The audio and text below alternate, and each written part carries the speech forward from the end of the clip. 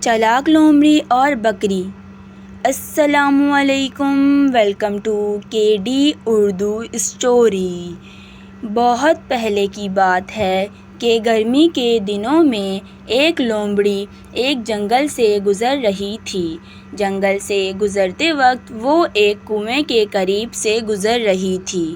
اچانک وہ اس کنویں میں پھسل کر گر گئی۔ یہ کوئی بہت گہرا کنواں نہیں تھا۔ اس نے باہر نکلنے کی پوری کوشش کی لیکن وہ اس میں کامیاب نہ ہو سکی۔ اسی وقت ایک پیاسی بکری کنویں کے پاس سے گزر رہی تھی اور اس نے دیکھا کہ لومڑی کنویں میں موجود ہے۔ اس نے لومڑی سے پوچھا کہ وہ وہاں کیا کر رہی ہے۔ چالاک لومڑی نے جواب دیا کہ اس نے خود کنویں میں چھلانگ لگائی ہے کیونکہ وہ اس ٹھنڈے پانی اور اس پانی میں تیرنا چاہتی تھی۔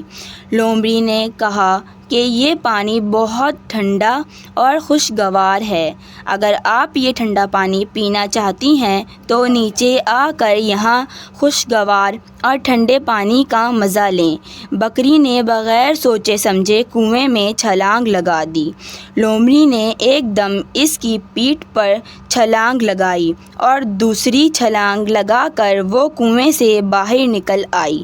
بکری لومڑی بیچاری بکری کو دیکھ کر مسکرائی اور بکری کو چھوڑ کر اپنے راستے پر چل پڑی۔